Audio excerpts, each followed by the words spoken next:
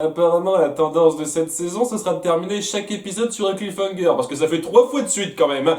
Donc, ça se poursuit juste là où ça s'est arrêté la dernière fois, avec Tao et Esteban sur le point d'être engloutis par un alligator s'ils ne répondent pas aux questions des pirates, et ils se font sauver non pas par Zia dans le Grand Condor, mais par un mec bizarre et qui surgit de nulle part qu'on ne connaît pas. C'est un petit gros barbu qui est à moitié comme son apparence le laisse croire et à moitié non. Donc déjà c'est une bonne chose.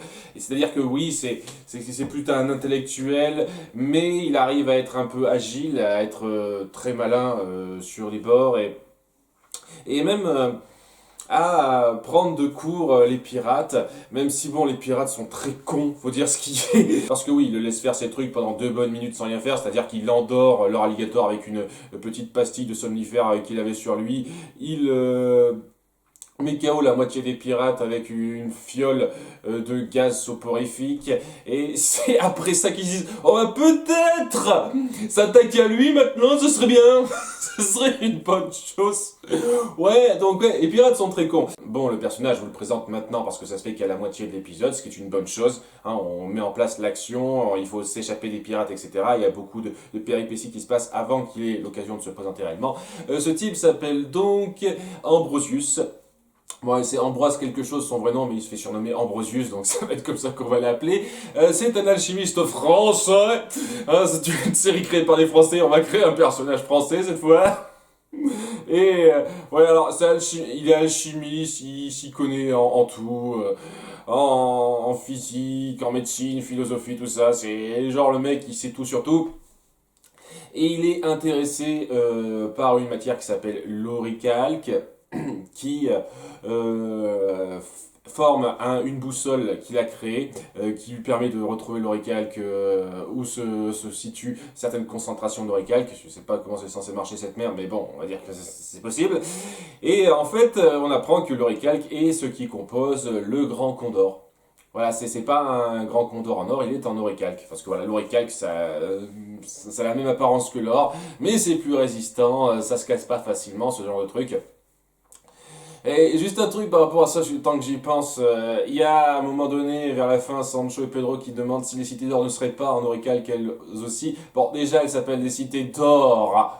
Donc non, et puis bon, les cités d'or ont été détruites assez facilement lors de l'attaque à la fin de la saison 1, donc il n'y a aucune chance qu'elles soient en auricalque.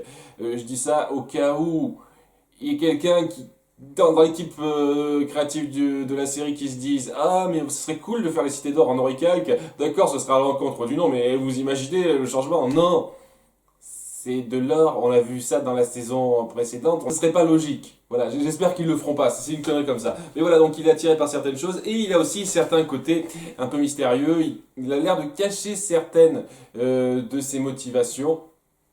C'est lui qui est donc venu dans cette espèce de machine bizarre qu'on a vu dans l'épisode précédent. C'est lui qui a saboté le bateau pirate à la fin de l'épisode précédent. Donc, je pense pas que ce soit Zarès. Ou alors, il cache bien sa corpulence sous sa cape. Je pense que c'est pas Zarès. Si c'est Zarès, ce serait une grande surprise, mais ça m'étonnerait beaucoup.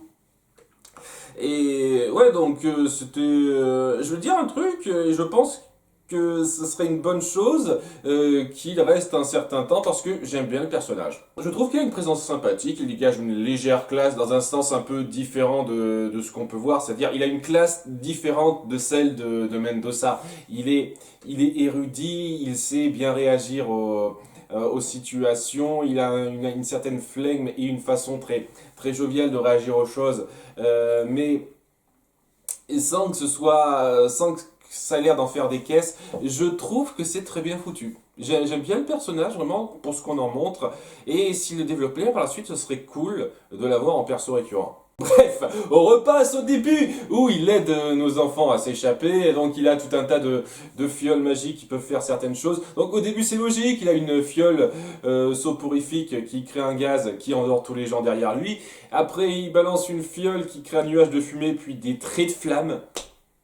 Ah, je me pose la question sur la logique de la chose, mais fait pas trop grave. Et c'est à ce moment-là, alors que nos deux jeunes héros essayent de s'enfuir avec lui, que le grand Condor arrive, et s'ensuit tout un tas de péripéties, d'actions plutôt bien foutues. majoritairement, où donc ils se posent, ils essayent de les ramasser, mais il y a les pirates qui gênent, il y a Mendoza qui se lance dans la bataille, qui se montre à nouveau ultra badass à un niveau peu crédible. Je veux dire, il balance son épée, il sait parfaitement comment la balancer pour que ça coupe une corde qui retient Esteban. Il fait un duel contre le chef des pirates, et alors que le Grand Condor décolle avec Tao qui a réussi à monter, et Esteban et Ambrosius qui s'accrochent à sa patte, en laissant Mendoza derrière, c'est très sympa de leur part. Il y a le chef des pirates qui lance une flèche vers Ambrosius et Esteban, ce qui les loupe, mais ce qui les fait quand même tomber de haut, très, très haut quand même, il faut une grosse chute, et ils survivent. Parce que facilité scénaristique, ouais, c'est pas un épisode parfait, hein, c'est clair, hein, c'est pas non plus parfait. Ouais, ils tombent sur l'espèce de lianes qui sont bien positionnées de façon à les recevoir, et je suis désolé, même si elles sont bien placées, ces lianes, avec la vitesse de chute et la force de poids qui est appliquée, vous êtes forcé de vous cogner la gueule au sol et de crever. Hein, c'est pas quelques lianes sur votre route qui vont changer ça. Si vous tombez sur ces lianes, la seule chose que ça fasse, ce sera les casser par la force de votre poids, c'est tout. Donc c'est de la connerie. Mais bon, allez, logique de dessin animé, hein, j'ai vu pire, j'ai vu pire. C'est là donc que Ambrosius se présente un peu à Esteban et Mendoza qui a réussi à se barrer de lui-même parce qu'à nouveau il est super badass et qui les amène en direction de son navire volant qu'il a amené ici, et c'est à ce moment-là que Zia et Compère le repèrent, et que donc ils approchent en Grand Condor, et je savais qu'ils me gonfleraient ces deux-là. Il y a Sancho, le gros lard, le bégayeur, hein, j'ai toujours un peu de mal à faire la différence en qui est qui, et je m'en tape, ne me dites pas, je m'en fous royalement. Donc le gros lard qui bégaye, qui en étant joyeux tombe à la renverse sur Zia, et donc ça fait faire un gros piqué au Grand Condor qui se crache dans les marais, donc il est recouvert de boue, et putain de merde, c'est un truc que je déteste. J'ai détesté ça aussi à certains moments de la saison 1. Non seulement on a les deux cons de service qui sont là pour faire les cons, les guignols, et c'est pas drôle, mais en plus, quand vous forcez leur guignolerie à amener un élément scénaristique, je vous jure, c'est gavant. C'est gavant. Voilà, c'est de la mauvaise écriture pour moi, ça. Donc, le Grand Condor se crache parce qu'il y avait besoin qu'il se crache. Comment ça va se faire? Eh ben, on va faire en sorte que l'un des deux guignols fasse le con. Et c'est bon.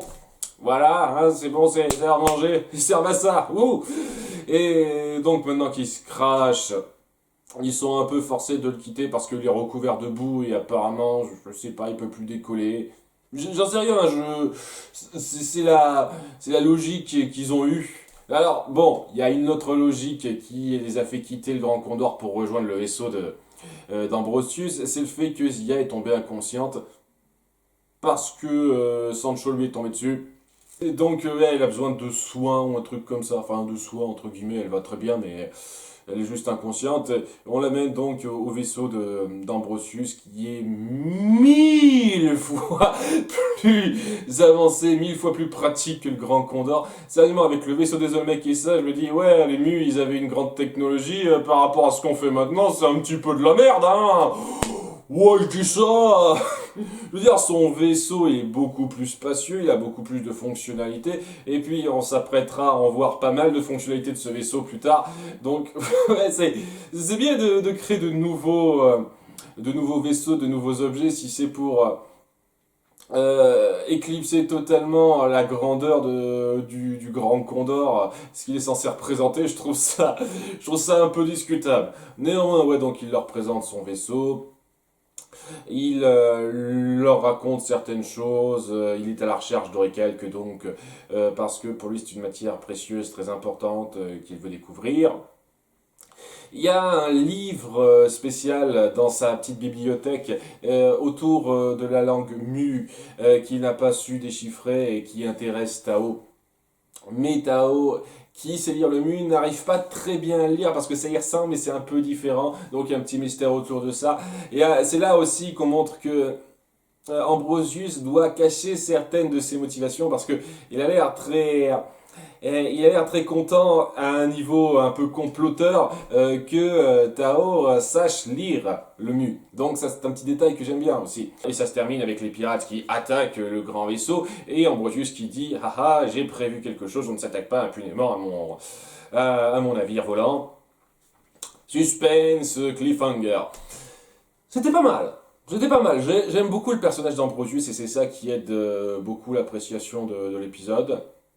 L'action au début avait quelques ratés, mais globalement était plutôt prenante. Elle n'était pas aussi mal foutue que dans l'épisode précédent, par exemple. Là, elle est beaucoup mieux faite.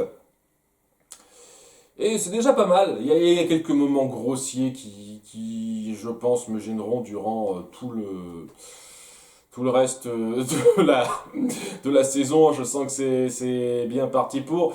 Mais globalement, ça passait bien cet épisode. Voilà, donc c'était sympa à suivre et j'espère qu'Ambrosius sera vraiment bien géré par la suite, c'est vraiment tout ce que j'espère parce que vraiment il vous introduisez un nouveau personnage prometteur et j'espère que vous le gérerez bien. À bientôt pour l'épisode 6, bye.